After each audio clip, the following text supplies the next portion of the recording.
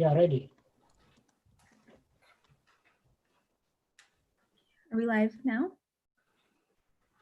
Yeah, we are live, ready. Okay, we are? Awesome. Yeah. Assalamu alaikum, everyone. My name is Nihat Sharif, and today I'm here with Sheikh Yassir Fazaga. Today is our last out of the four first Wellness Tuesday sessions, and today's topic is on self-care. Insha'Allah, moving forward, we'll continue with these sessions, but I just ask that you please fill out our post-webinar survey, which I will link on both Zoom and Facebook.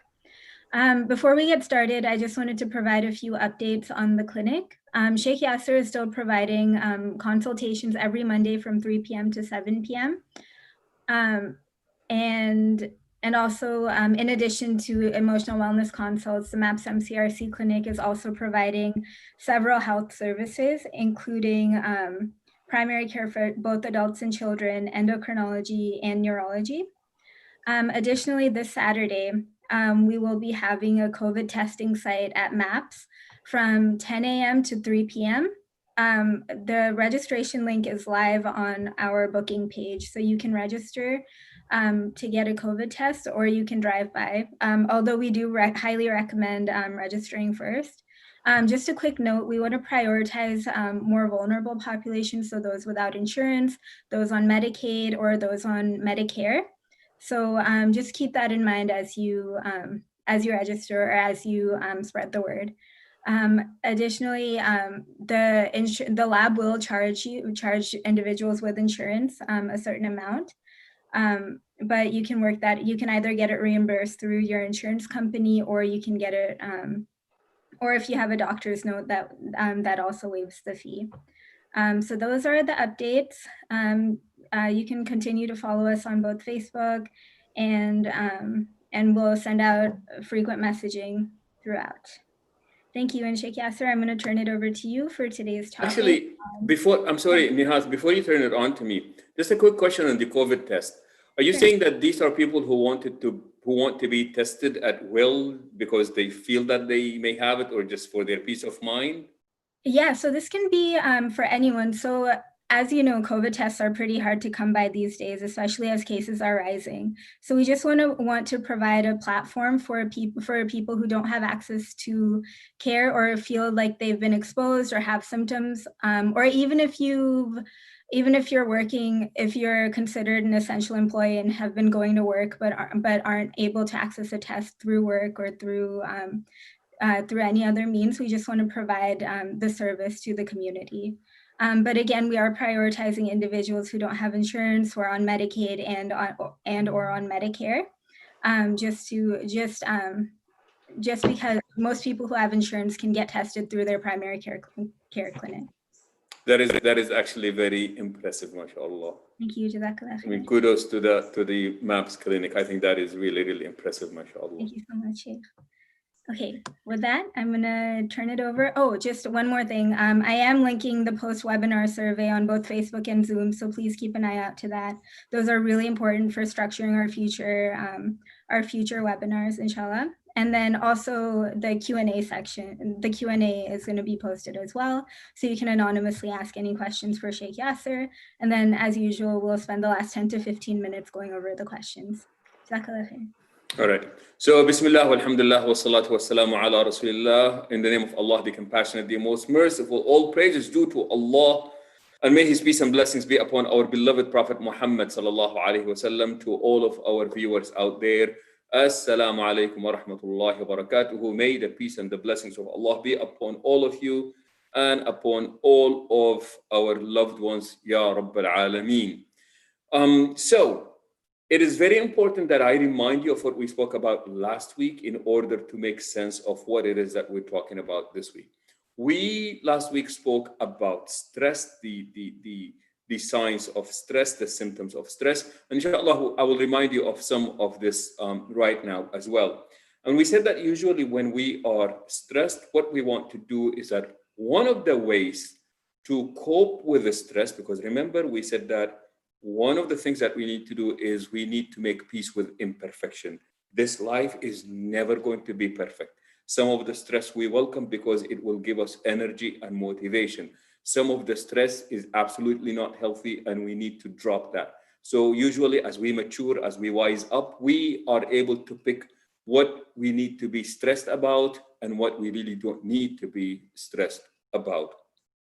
So inshallah, today what we're going to do is we're going to talk about one of the ways, one of the means to actually cope with the stress, to lessen the impact of stress upon us, is to practice self-care. And please keep in mind, of all the relationships, the most important relationship that we have, of course, is our relationship with our Creator, and then our relationship with ourselves. This is the most important relationship.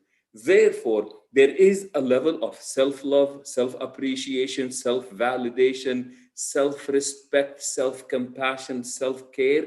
That is a personal responsibility that we actually have to provide for our own selves.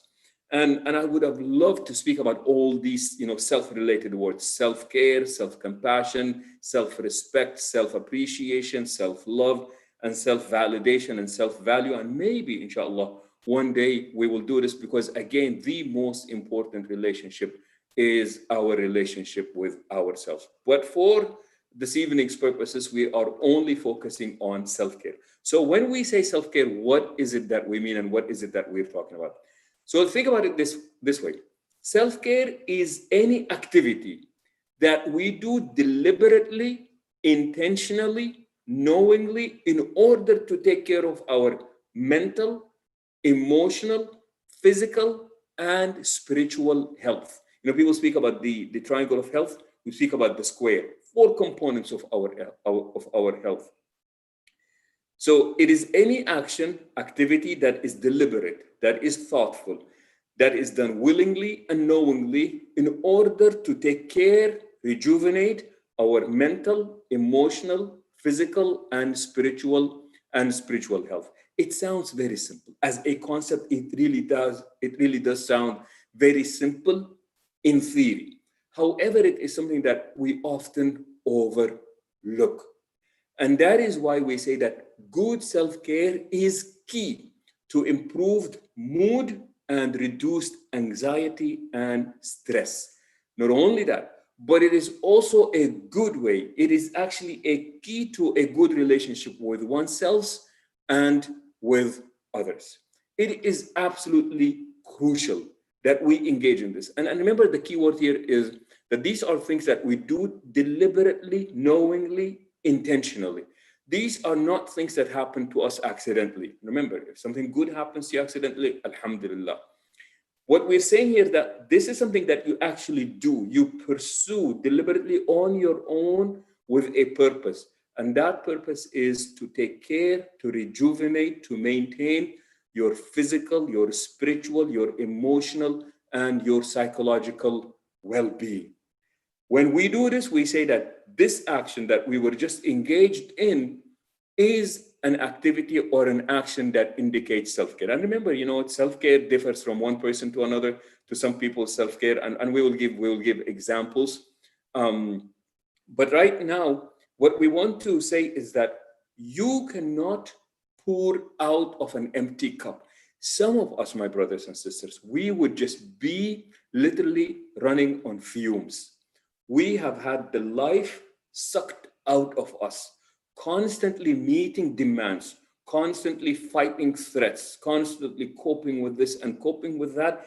Eventually, what happens is that you literally have the life sucked out of you, and you are running on fumes because you ran out of gas. And then we say, please remember that you cannot pour out of an empty cup. You know who actually taught us this? In the hadith, the Prophet sallallahu alaihi wasallam, it is said that one time he sallallahu alaihi wasallam was sitting when one of the companions was feeling really, really bad, to the point that he questioned himself and he said, Prophet of Allah, I feel like I'm a hypocrite. He said, Prophet of Allah, we will be in your presence and you will be reminding us of the hereafter, and we will be so engaged in that. However, when we go back home and then we have to, get into our activities with families and do this and do that. And he said, I am not the same person that I was when I was with you. The Prophet ﷺ smiles and he said, Sa'atan wa sa'a. He said, there is a time for this, and there is also a time for something else. Or in the hadith of Salman al-Farisi and the other companion, this is the person that he dedicated himself to fasting all day long, praying all night long. And then Salman visited with him, and he prepared food for Salman during the day, and he said, go ahead and eat. And Salman said, what about you? He said, I am fasting. And Salman said, please do break your fast.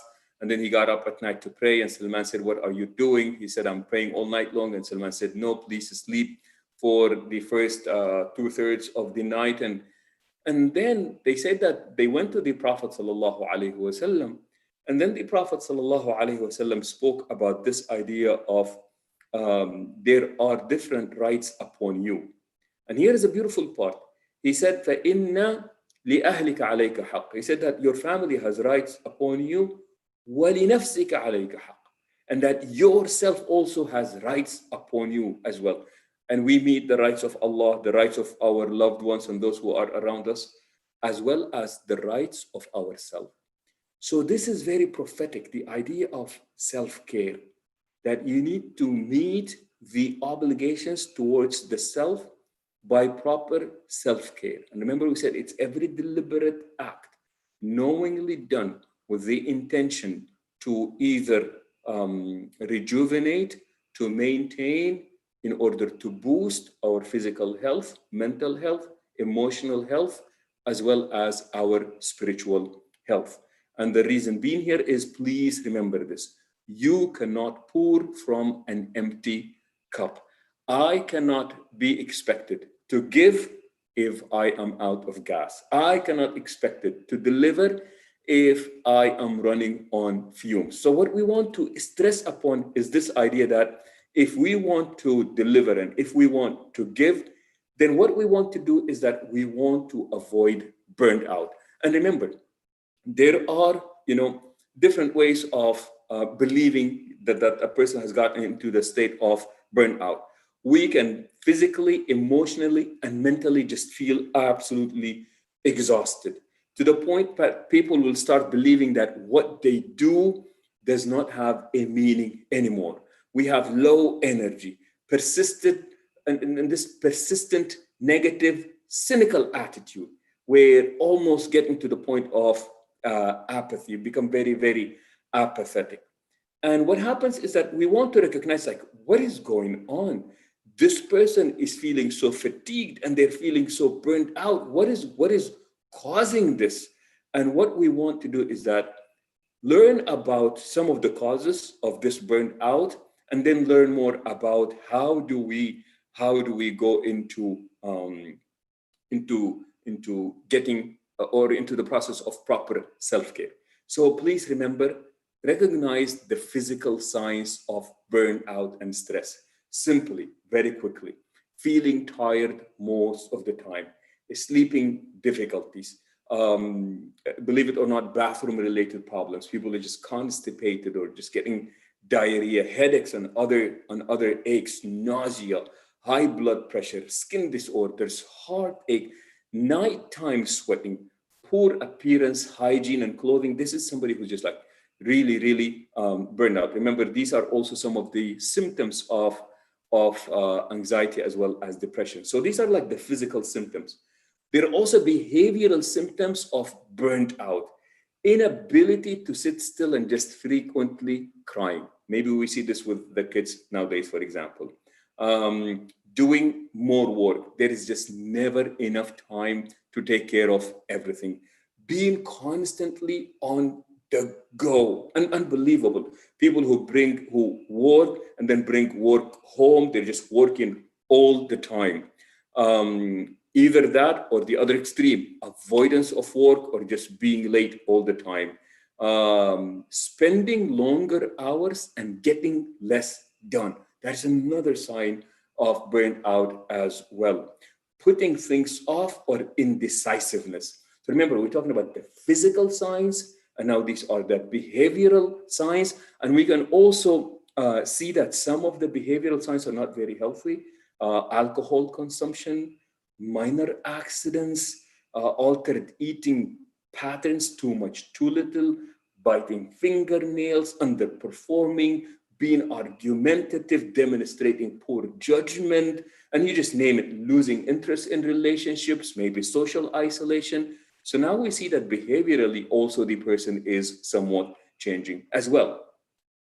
Emotional signs, and please pay attention to this as well: frustration, anxiety, restlessness, despair, irritability, dread of the future, feeling angry, hurt, or just worried, sometimes guilty as well. So we would look into this and we say, look, these are emotional signs of stress and burnout. So physical, emotional, behavioral, but it also impacts the way that we comprehend, like this idea of cognition, cognitive signs that we are not doing well, difficulty in making decisions, difficulty in concentrating. A person just like feels like they're absent-minded. They may be in the gathering, but they're disassociating. Everybody's talking around them, but they have not heard a single word of what has been said. Forgetting things, reduction in the ability of problem solving. The person is just really not there. They're not there. Ruminating, or this idea of just repetitive thoughts going over and over again. So when we see this, we say that, look, there is really burned out that has taken place. Who's potentially at risk of this? And I must say this: mothers. Mothers are absolutely, love mothers, mashallah, all the mothers out there. But mothers are absolutely horrific when it comes to self-care, because they are just so unbelievably busy, just constantly giving. Especially, by the way, the younger the kids are, I know they are a joy, they are a blessing, alhamdulillah, and we are just absolutely blessed to have them. May Allah protect them all, ya Rabbil Alameen. But again, what we want to make sure of is that we avoid this idea of burned out, being burned out. Similar to this are also teachers who are just constant, any job where you are constantly giving. So a nurse, a doctor, like we said, a teacher, a counselor, for example, where you are constantly just giving and giving and giving and not practicing proper self-care, chances are you will go into this idea of feeling burned out. How do you tell? Loss of a sense of humor. People are just really too tired to even laugh at this point. Persistent sense of failure. I see this a lot with mothers, because they feel this way and now they start feeling guilty. They feel that they need to be doing more, and they feel guilty for feeling this way, and it just becomes an absolutely very, very vicious cycle. Sometimes we become angry when we feel this burned out. We actually also become very resentful and also bitter at times, because that's just where we are. Progressively, like I said, more cynical. And it can also lead to this idea of just being afraid and lonely. Not only that, being super sensitive to criticism, having very little tolerance for irritants, easily irritated, easily angered. This is somebody who is really going through what we call burned out, depressed feeling, or panic. The minute we see these things, we really need to say, look, I time out. I need to step back and I need to do something. So remember, please remember what we said last time. You know, this whole idea of it's okay to have something in your inbox. It's okay if not everything gets done. We must make peace with imperfection. And we feel this burnout and say, I need to take some time out, and I need to take care of myself. So remember, it is the deliberate activity or action that we take in order to take care of our emotional, psychological, spiritual, physical, well-being in order to maintain it, rejuvenate it, or just take care of ourselves. Most people actually, as we define what self-care is, it's also important that we define what self-care is not.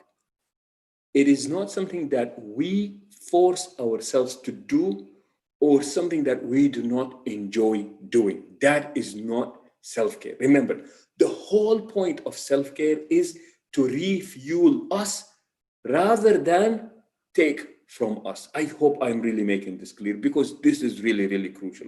Remember, it is deliberate, it is intentional, it is an activity. The purpose of it is so that we feel better, so that we rejuvenated, we're taken care of, we are maintained emotionally, physically, spiritually, as well as psychologically. So it is not something that takes from us, but rather it is something that actually gives us. Remember, you cannot pour out of an empty cup. So we don't want to put empty on empty. No, we want to put something in that empty cup. So that is not self-care. It is not something that we force ourselves to do or something that we do not enjoy doing. That is not proper self-care. Also, self-care, and please, I beg your pardon, and I know I've said this several times now, this idea of people who come from Eastern cultures are really, generally speaking, are not good about self-care. In fact, self-care in Eastern cultures, and then remember, we're not making a general statement.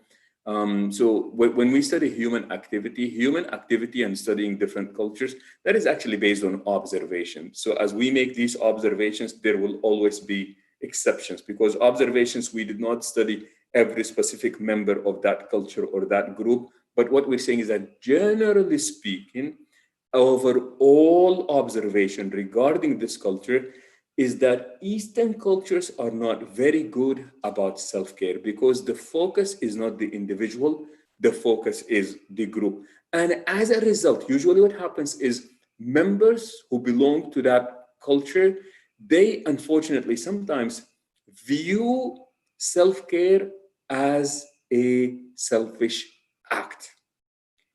It is a selfish act, we believe, because it is only about considering our needs.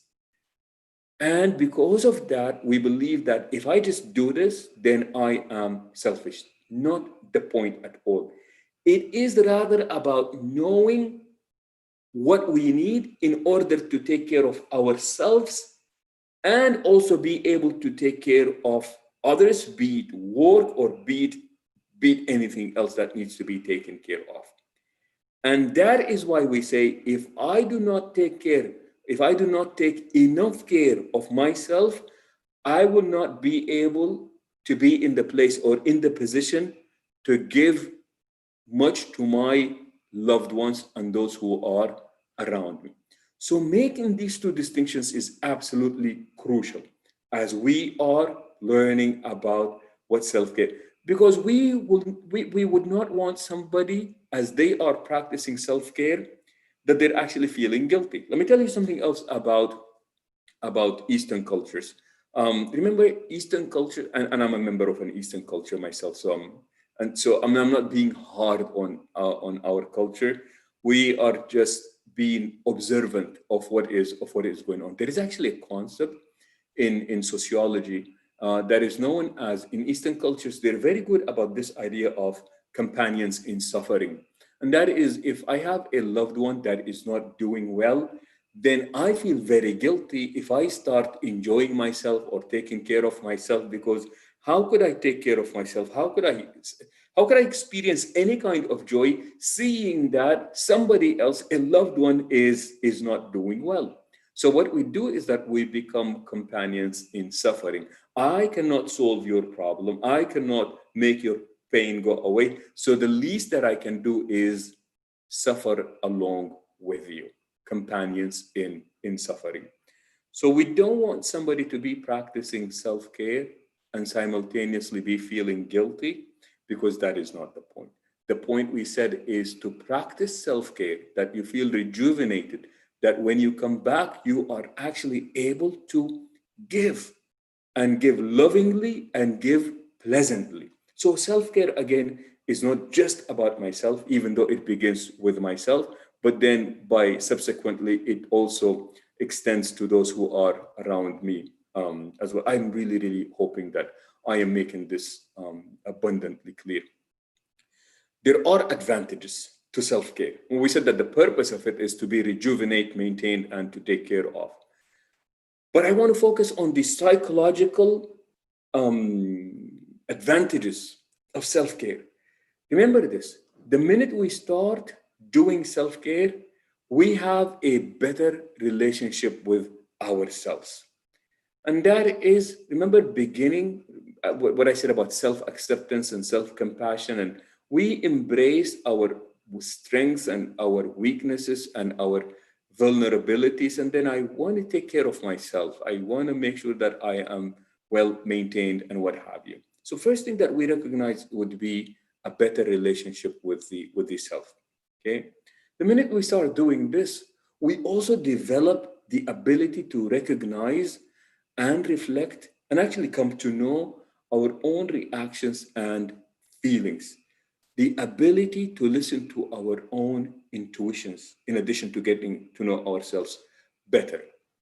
The ability to accurately and effectively listen to those who are around us. Remember, you cannot pour out of an empty cup. And I insist that if I want to become a better person, then I must begin by taking care of myself so that I'm actually in a position to give those who are around me, okay? And the more we did this, we get that sense of clarity, and then we have a healthier balance between what we need to attach ourselves to and what we need to detach ourselves from. And as a result, we just become psychologically healthier. And then there is actually a reduction of stress and fear that is associated with one's own distressing feelings. Remember the feelings that we spoke about when we recognize, this notion of being the burned out and distressed. At that point, we become better. We actually become more pleasant, and we actually pay more attention to those who are around us as well. So I'm really, really hoping that we see what is going on. Okay, so stress leading to burnout, that necessitates that we must take care of ourselves. And please remember that we do not want to wait to the point that we are burned out in order to practice self-care. No, we want to practice self-care. Self-care is not a crisis management. Self-care is a lifestyle where, according to the Prophet ﷺ, he said, "Sa'atan wa sa'a." There is a time for this, and then there is a time for that. Or the Prophet ﷺ said, فَإِنَّ لِأَهْلِكَ عَلَيْكَ حَقٌّ وَلِبَدَنِكَ عَلَيْكَ حَقٌّ وَلِزَوْجِكَ عَلَيْكَ حَقٌّ. That these different relationships, like each and every one of them has rights upon you. And the Prophet ﷺ specifically mentions the self. وَلِنَفْسِكَ عَلَيْكَ حَقٌّ. And then what does he say? To conclude, the Prophet ﷺ said, فَأَعْطِ كُلَّ ذِي حَقٍّ حَقَّهُ. So give every owner of that right, where the right is due, said, make sure that you give them their due right. Wallahi, I tell you. You look into the teachings of the Prophet ﷺ, and you cannot help but say, Sallallahu ala Muhammad. They're so prophetic, they're so beautiful, and they are so practical, they are so humane, and you do them, and you just really, you do not feel guilty. Okay. So what we want to do is that, okay, so what causes this burnout? Okay. And again, I really hope to keep these, sessions as relevant as possible, to keep them as real as possible.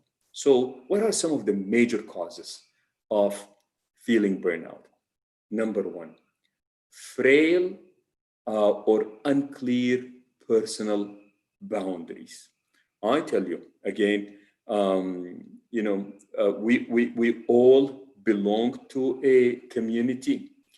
And what happens sometimes is that we have these relationships. And like I said, where we come from, because of the nature of our cultures is that, it's very collectivistic, and it's very communal. Usually in communal cultures, what happens is that you give a lot of loyalty to the group in exchange of a lot of help back and support. In the process, because of the loyalty and the support, the boundaries become enmeshed. They're not very clear. In Western culture, for example, there is a lot more emphasis on the individual than the group. So what happens is that you get a lot more autonomy. You don't really get the support, but you get autonomy. And in exchange of that, what happens is that the boundaries become very, very clear. Remember, when we make observations about cultures, it's not about right or wrong. It's just about what are the cultural values in that specific area. Well, what happens sometimes is that we develop what we call frail personal boundaries. Our own personal boundaries are not clearly defined, and they are, because they're not clearly defined, we feel violated, we feel stepped on, and there is really nothing that can be done about it, and we just become very frustrated, we become bitter, we become resentful, and many times that can actually lead to that feelings of burned out. Sometimes we also said financial issues, man, subhanallah, wallahi, especially nowadays, I see it, man. People come to the masjid, say, brother, I haven't paid my rent for the past 3 months. I haven't had a job by virtue of what I do. I am unable to do what I do because we are under lockdown. And this is just putting so much pressure on me.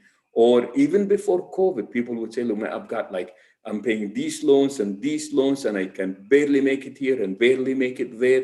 So sometimes, you get into this financial crisis, and then we just don't get a break. So this idea of this constant financial struggle and financial issues can also cause us that. Now remember, there is no shame in having financial difficulties, but we really need to wise up and make sure that our financial problems are not self-inflicted. Because sometimes when we start spreading ourselves very thin, and we start living beyond our means, and that is one big huge problem. Like the brother said, Sheikh, he said, I have the worst car problems. And I said, what is going on? And he said, my car won't start and my payments won't stop. These are like the worst car problems. Or somebody who said that, he said that, I like this car, it's named after its payments, Mirage. You're just constantly making payments. So we want to make sure that our financial issues are not self-inflicted, because that can actually be an extremely, extremely stressful position. Another cause of burnt out is also this idea of chronic personal struggles. Now, ask anybody who is not doing well in their relationship, in their marriage, in their family, and it's just been going on for so long.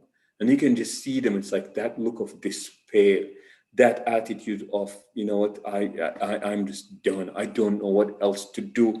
You can really see a person and they are literally running out of gas. They are running on fumes. What is going on? It's like chronic personal struggles in the form of familial struggles. Or sometimes it's just like, we have a loved one and they're just constantly in a state of trouble, one after another. And if you happen to be that person, or if it happens to be one of us or our loved ones, may Allah subhanahu wa ta'ala ease all of our pain, Ya Rabbil Alameen, because that can really, really, really cause people to get into this state of feeling burnt out. Okay, so the frail personal boundaries, the financial issues, and the constant personal struggles. Sometimes, you know what, just change in general, new beginnings, losses, and just struggles. Where remember what we said about that beautiful Quranic principle, لَقَدْ خَلَقْنَا الْإِنسَانَ فِي كَبَدٍ, that man was created in a constant state of struggle. There is always something to be struggling with out there. And what we want to do is that we want to wise up as to what kind of things we're going to be struggling with, like what is worth our time, what is worth our energy, and what is worth our efforts. Okay, what is good self-care? Like, what does that look like? Okay, so remember, good self-care is beginning with embracing the self. Just embracing the self, just embracing ourselves, this practicing this idea of self-acceptance. Now, when we embrace ourselves, we're not necessarily approving of everything that we do or how we are. We're just saying, like, for right now, this is who I am. I need to accept this in order to improve, in order to have any kind of progress, make any kind of maturity or development. But it starts there. And please remember, now that as we're given examples of what self-care looks like, remember what works for you may really not work for somebody else. So each and every one of us, we need to identify what is good self-care. But for all of us, for example, setting good boundaries, that is a must. In other words, I need to know that it is okay for me not to answer the call at some point. So, boundaries is not just the people who come in contact with us. I need to know, like, when is the last time? Oh, you all can't see my cell phone. I'm holding my cell phone. I don't think you can see it. Okay. So now what happens is that I need to know, and I need to be okay that there's going to be a time that this is going to be my family time, and I am not going to answer the phone. I love families who have these types of rules. When we sit to eat together, this is self-care for the entire family. This is our time together. The phones are off. Nobody's on their laptop. The TV is off. We are just going to just enjoy that sense of togetherness. So knowing and setting these personal boundaries, okay?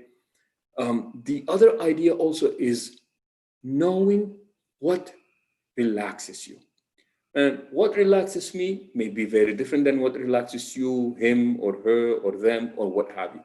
So you have got to know what is it that relaxes you, okay?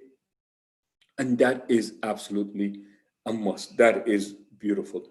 I remember, just to give you an example of what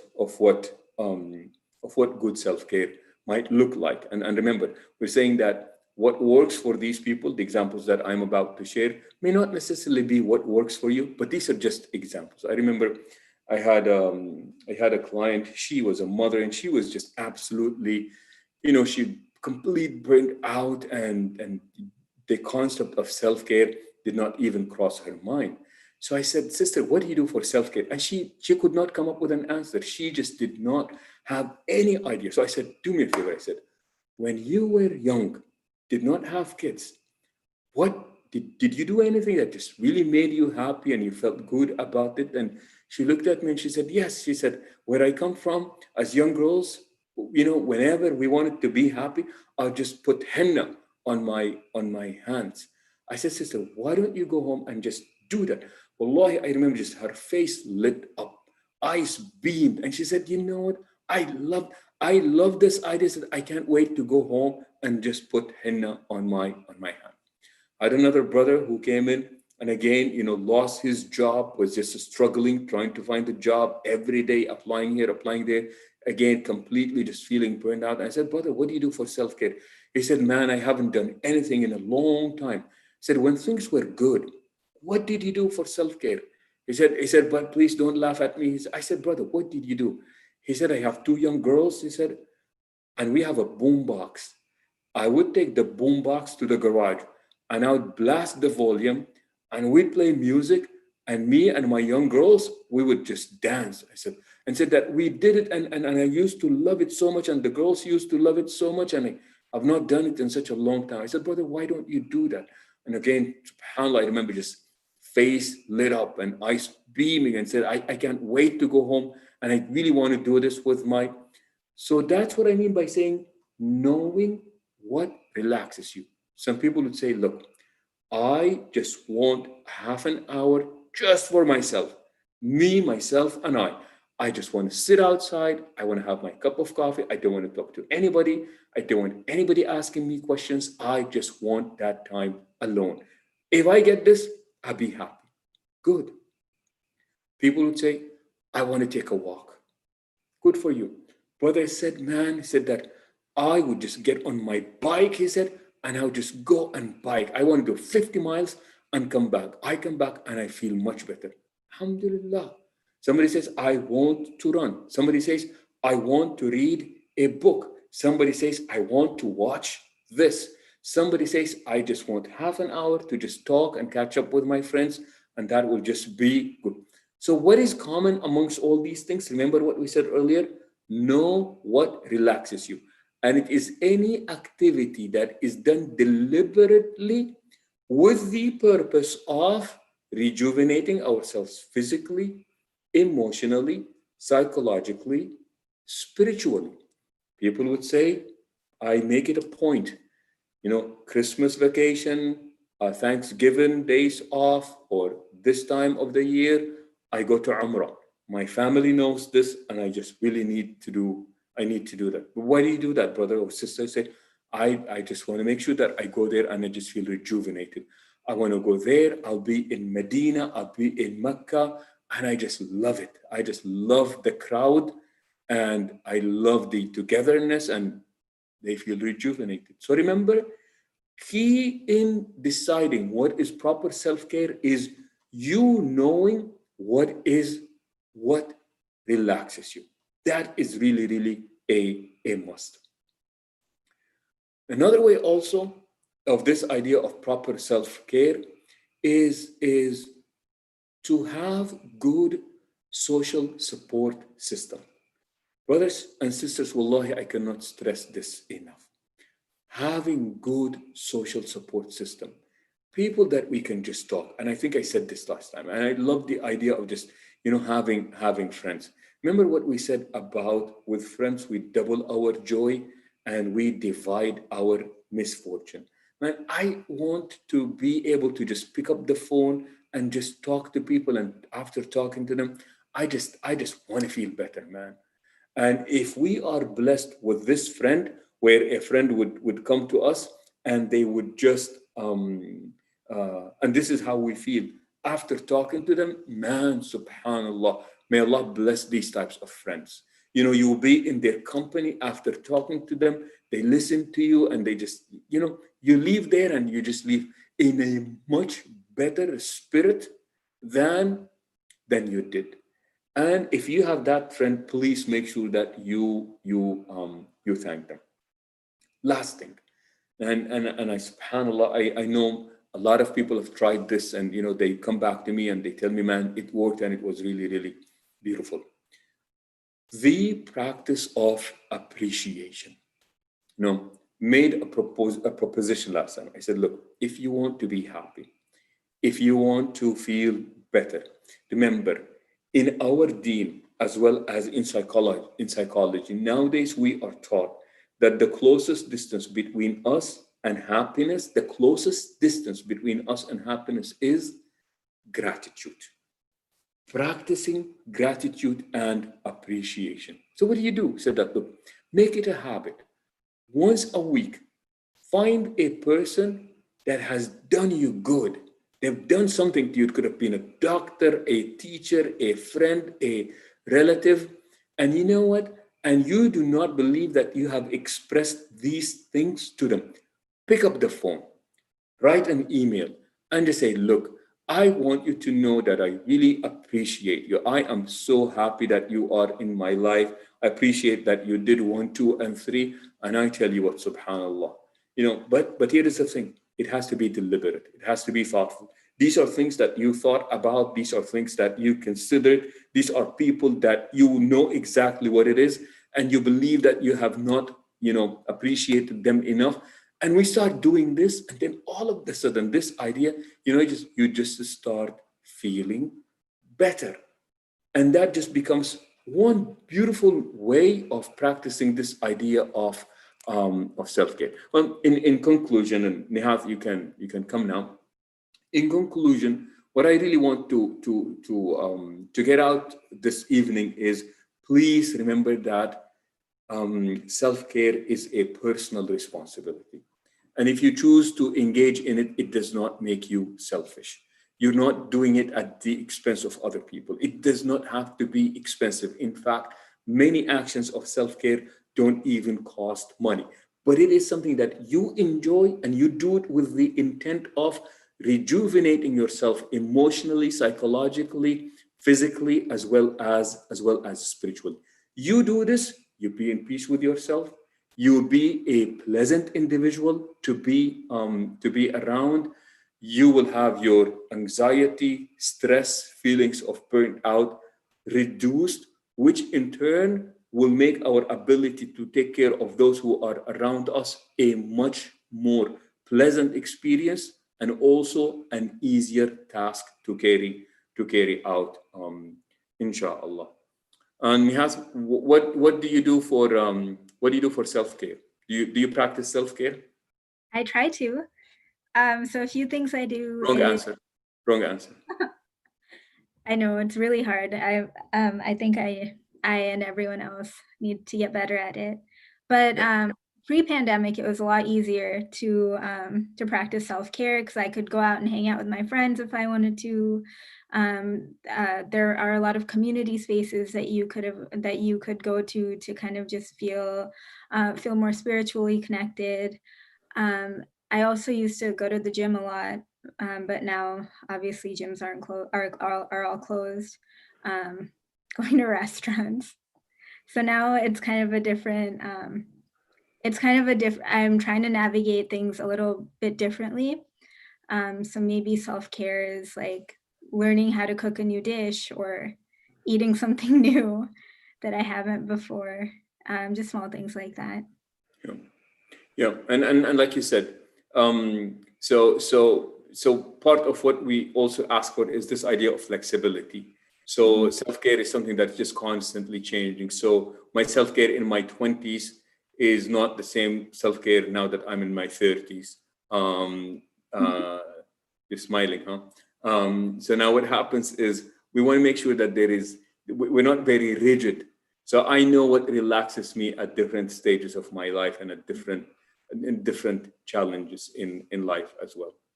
So I like what you said. Just do me a favor and avoid the word trying. I will do self-care. Okay. Yeah. So not try.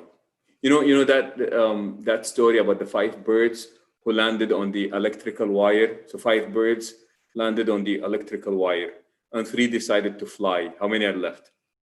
2. I'm sorry? 2. Yeah, so remember, so the 5 just landed on the electrical wire, and 3 decided to fly. How many are left? 2 birds. Oh, come on. That's the second strike. Okay, so the 5 birds land on the electrical wire, and 3 decide to fly away. How many are left? 5. How come? Because they're still there, even though they decided to fly away. Exactly. Very good. So when we use words such as I decided, I am trying, that is not. So what we want to see is that this is what I do. That's how I do it. Thank you. Yeah, I think all of us, again, are trying to adjust to a new reality. So it's just, I think it takes some time, but hopefully we'll all be able to establish some routines and establish self-care in order to be our best selves, inshallah. Insha'Allah. Okay, Sheikh, are you ready for some Q&A? Let's do it.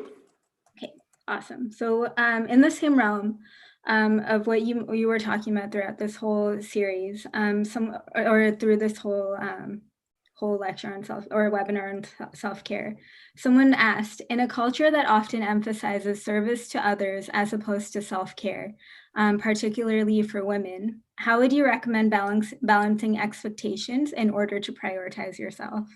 And I think we alluded to this a little bit. And that is usually what happens. So we want to convey that me taking care of myself or me practicing self-care by no means is a rejection of others or putting myself ahead of others. That is not the point. And by the way, self-care is not 24, hours a day where it's just all about me, myself, and I. Self-care is that part of the day where we decide that we're going to do something for ourselves in order to become better people. So we want to convey this in such a way that the impression that the people around us get is not that we are becoming selfish or that we are rejecting them or we no longer enjoy what we are doing. Burned out will cause us to become extremely resentful, very bitter, even though we are still engaged in the service of people, but it's not out of joy. And at that point, boy, subhanallah, we will become absolutely resentful. So what we want to do is that we want to validate this, and that's why we're speaking about it publicly. So if you decide to, let's say somebody is watching here this evening and they decide that I want to practice self-care. The idea is not to make an announcement. Oh, by the way, based on today's lecture, I am going. That is not how we do it. That's, these are things that you do not to impress other people. But remember, this is a very personal relationship. Yeah. I will be taking a walk. Everything is okay. I'll be taking a walk. I'll be back in half an hour. Okay. And that just becomes, now we are introducing these habits. The idea of I'll be doing this. I met my obligations, or things can wait. I will be back. For right now, I need to enjoy my coffee. I need to read a book. I need to read some Quran. I need to watch this. I need to run. So what we do is that we want to convey to the people that my self-care by no means should be a threat to you, nor should it be interpreted as an act of selfishness. And that will take some time for it to sink in. And I must really say that, and I'm just guessing, I'm just guessing that the person who asked that question is a sister. I am guessing, I'm not sure, okay? Which is really true. Usually, women, especially mothers, as we said earlier, are not as good about practicing self-care. And we need to, again, bring this into our midst. And really, and I love it when I, hear brothers and sisters who say, look, my husband works so hard. And I told him, I said, look, Sunday morning, why don't you just do something? Or I'll tell my wife, on this day, why don't you just, I'll take care of the kids. You just go. What do you want to do? You want to hang around with your friends? Just go and do it. For the longest time, personally, I would not have any appointments Sunday mornings. I would not do anything. I would travel anywhere as long as I am back Sunday morning, because that was the time that I played volleyball. I played volleyball religiously. It was my way of practicing self-care. And I told my wife, I'll take the kids with me. You don't have to worry about the kids during that time. But playing volleyball was really super important because that was my way of, practicing self-care. So please, to all the sisters, especially the mothers, especially the brothers and the fathers out there, please make sure that you really want to give mom, you want to give your wife some time off, a break, so that she can really rejuvenate, so that she can practice self-care. Sure. I think that also goes back to your previous, to something you said previously about setting boundaries for yourself. I feel like a lot of people don't learn how to set boundaries or don't know how to set boundaries appropriately, especially around their loved ones. So do you have any recommendations on how people can learn to do that or be better at it? Yeah, and again, that's going to take practice. See, remember again, in our cultures, what happens is that you give a lot of loyalty in order to receive the support. And in the process, the boundaries become very enmeshed. It's not that people get into your business, but what happens is that it's just that the dynamics, they just really open up in such a way that boundaries are not clearly defined. And by the way, boundaries are the invisible lines that separate us. Okay, so a good family would have healthy boundaries. Look, so we are a family, so we have a boundary around us. But within the boundaries, we have what we call the adults and then the children, or the parents and the children. These are healthy boundaries. There is going to be, it's an invisible line, but we need to see it. And that actually is very healthy, because otherwise what happens is when you have these boundaries enmeshed in that way, we can potentially have role reversal, we can have authority that is undermined, we can have authority that is disrespected. And the boundaries are not good for the kids, because they need to have them, because they need to see that parental authority by mom and dad, and that can only be established by these boundaries. So we don't want boundaries that are very rigid and inflexible. We want boundaries that are clear. I give you an example, and I find this example, subhanallah, so unbelievable in the Quran. The Quran says that if you go to visit somebody and knock on the door, like you literally made it to the door, and then the people there tell you that now is not a good time, what do? The Quran says, وَإِذَا قِيلَ لَكُمْ ارْجِعُوا فَارْجِعُوا. When you are told to go back, the Quran says, go back. ذَلِكَ أَزْكَى لَكُمْ. This is like purer for you. It's like, can you really do this nowadays? I mean, if you call and I pick up and say, excuse me, now is not a good time. All people get offended. It's like, now is not a good time. Really, it's really not a good time. Now is not a good time. People get offended. Okay? So what happens is that what we want to do is that, and remember, these are all Quranic and prophetic practices. But sometimes the culture takes over, and there is a lot of cultural pressure that takes place, and then we feel guilty, and we are unable to navigate. So what we want to do is that we slowly, again, we want to bring these values back in, because they're really important. Thank you, Sheikh. So I know we're probably going to go a little bit over time. I hope that's okay for everyone. We have around three more questions to go through. So I just wanted to give you a heads up. Okay, the next question is, what guidance can you give to those who use external stimulants, such as drugs, alcohol, etc., as a crutch for getting short-term relaxation and pleasure to get away from problems?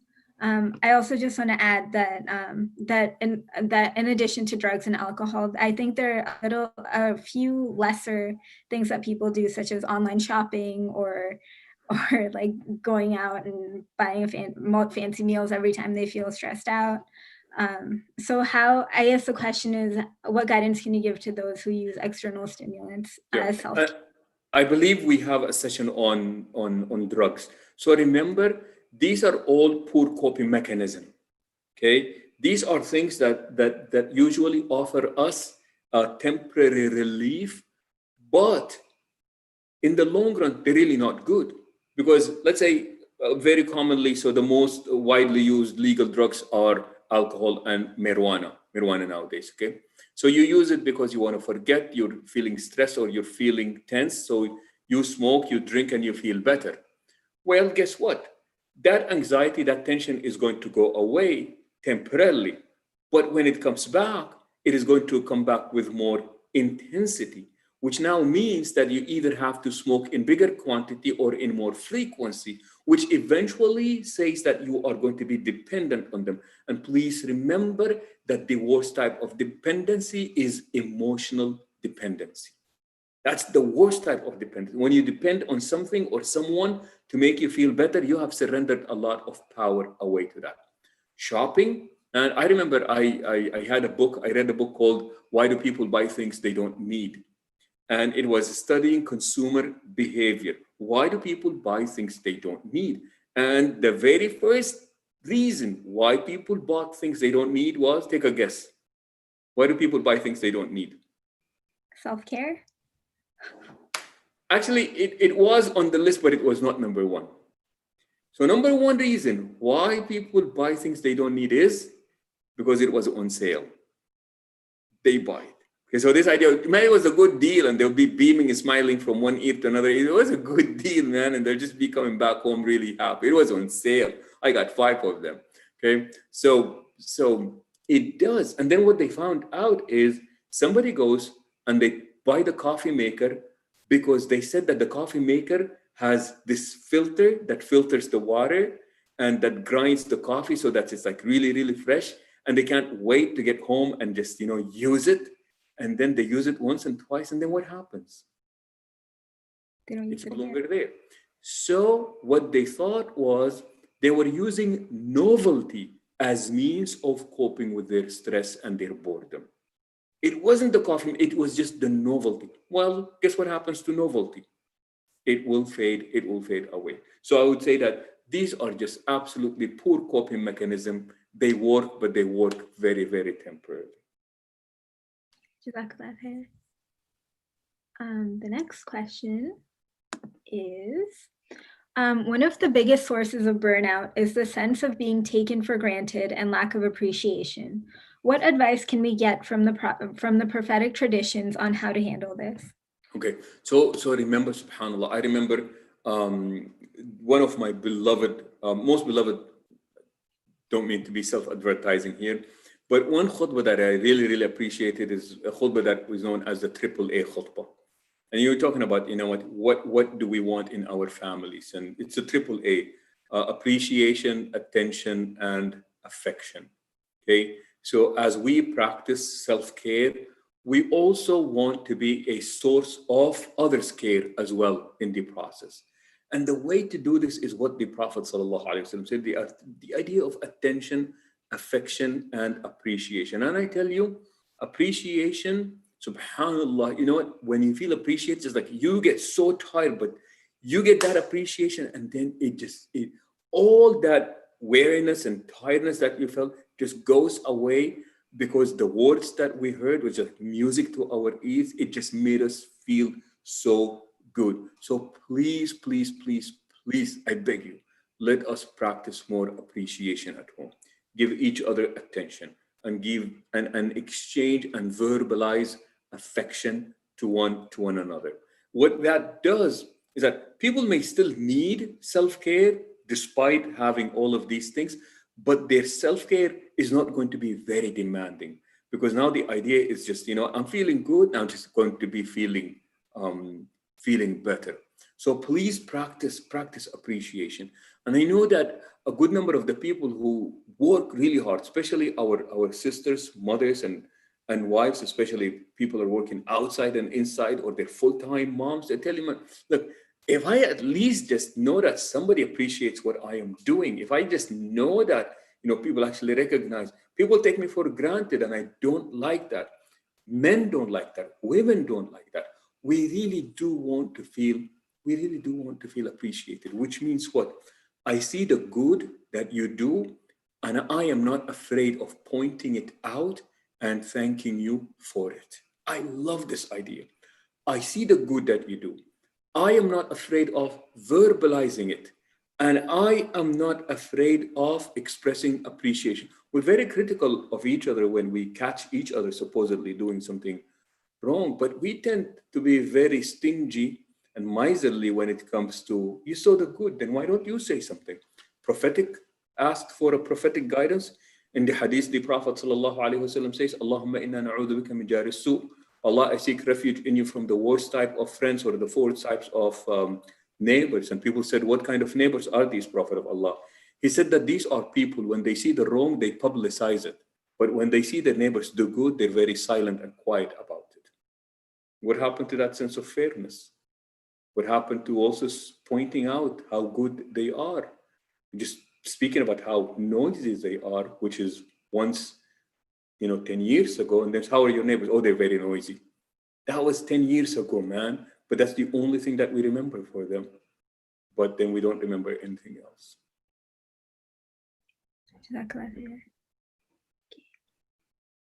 Next one. What are some ways we can practice self-care away from our families during quarantine? Oh, that's a good one. That's a really, really good one. Okay. So remember that self-care, it is mainly an individual act, but also sometimes may take in different participants. So for example, say that, you know what, I go hiking with my friends. That is my self-care, but it is not extremely just alone. Okay, so now I am doing this. So sometimes certain types of self-care, they require distance between us and our loved ones. And please do not be offended if this is how people feel. You're like, I really need some, or like, sister would say, look, I'm around the kids all day long. I really need some adult conversation and some adult time away from the kids. It's not that because she hates the kids or she doesn't like, or she loves them to death. She feels very blessed, but I really need some adult conversation. I need some adult time. I just need to be away from the kids. That would be self-care. There is nothing wrong with that. So again, depends on what relaxes that individual. But if you must be away from family and that is not within the same quarters, the living quarters, then I'll say, make sure that if you do go out, please do be safe and practice social distance. And just, if it is a walk or a jog or the biking or whatever it is, make sure that you are safe, inshallah. Sure. Okay, last question. Would you mind repeating the 3 terms and types of boundaries that you mentioned earlier? Yeah. So we said that we want we want boundaries that are not necessarily rigid or inflexible. We want boundaries that are clear. See, what we want, because of these the boundaries, they determine 3 other triple A's. Remember we said attention, affection, appreciation. There are also 3 other A's that are very important: availability, approachability, accessibility. If I am going to be that approachable, available, accessible, then my boundaries would have to be in such a way that despite the presence of the boundaries, people can feel that I'm approachable, available, accessible. How so? They're not rigid. They're not inflexible. They're not too high. They're not too wide, but rather they are clear. In their clarity, I was still able to convey availability, approachability, and accessibility. So what we want is that we want clear boundaries. Clarity does not necessarily require rudeness. Remember that phone call? Hey, assalamu alaikum. I'm sorry I picked up, but man, subhanAllah, I would love to talk to you, but now is not a good time. Can we do this some other time? So what I did is appreciated the phone call, validated the importance of talking to them, but at the same time, I also conveyed that right now is not a good time. And that is one way of clarifying my boundaries. Right now, I am not available. And I just did it, but I did it so lovingly and I did it so gently that the person cannot really, they can leave disappointed, but they're not feeling offended. They were welcomed. The phone was answered. They were told they were appreciated, but now is not a good time. So it was just a matter of timing. And I think the more we do of this, the more we practice this, and then we follow through. If I call you back when I say I'm going to call you back, then I really meant it when I said, I'm glad that you called. Now is not a good time. I'll call you back. Now we are really practicing good boundary setting. Okay. I think those were all the questions for today. Good questions, mashallah. Yeah, those are really good and very helpful for everyone, I'm sure.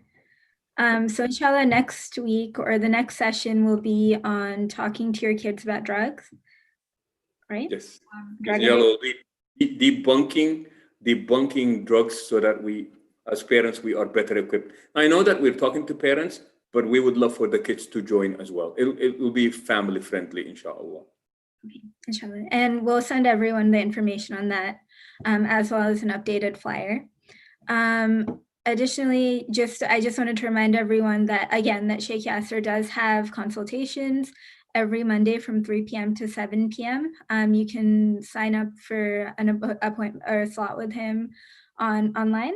And then I've also linked the post-webinar survey, which would be it would be really helpful if everyone could respond to those if possible. It's very short, it's just a few questions. I think 5 or 6 questions, but it'll really help us frame the next few sessions that we have moving forward. And then the last thing, I just wanted to remind everyone again that we're having COVID testing at MAPS from 10 a.m. to 3 p.m. this upcoming Saturday, July 11th. Again, details are on social media, on email, etc.